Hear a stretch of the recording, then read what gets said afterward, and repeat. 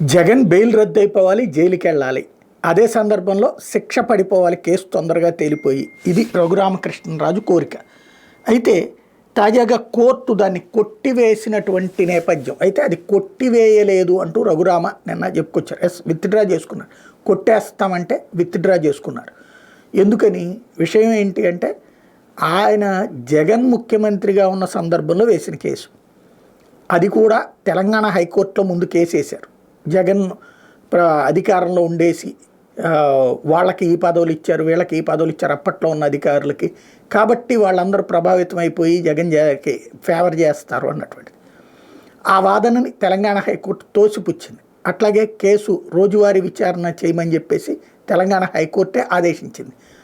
అయితే వేరే రాష్ట్రానికి, అంటే తెలంగాణలో ఉన్నది కేసీఆర్ ప్రభుత్వం కాబట్టి వాళ్ళకి జగన్తో మంచి సాన్నిహిత్యం ఉంది కాబట్టి వాళ్ళు సహకరించుతారు వాళ్ళకి, అందువలన లేట్లు అవుతున్నాయి అని చెప్పేసి వేరే రాష్ట్రానికి అవసరమైతే దూరమైనటువంటిది ఏ జమ్మూ కాశ్మీర్కో మహారాష్ట్రకో అన్నటువంటి కాన్సెప్ట్ని కోర్టు తోసిపుచ్చింది.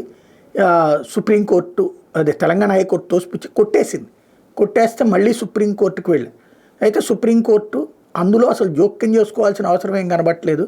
మళ్ళీ వేరే రాష్ట్రానికి వేస్తే మళ్ళీ మొదటి నుంచి బిగిన్ చేస్తే ఇంకో 10-15 ఏళ్ళు పడుతుంది అన్నటువంటి పాయింట్ని మాట్లాడుతూ దాన్ని కొట్టివేయడానికి సిద్ధమైనటువంటి నేపథ్యంలో దాన్ని విత్డ్రా చేసుకుంటామంటూ రఘురామకృష్ణరాజు తరపు న్యాయవాదులు అన్న తర్వాత విత్డ్రా అంటే కొట్టేస్తే కనుక ఆ కొట్టేసిన పాయింట్ని బేస్ చేసుకుని రేపు పొద్దున మళ్ళీ కింద కోర్టులో వాదనలు అప్పుడు వినిపిస్తారన్నటువంటి ఉద్దేశంతో విత్డ్రాయల్ అని ప్రకటించారన్నమాట.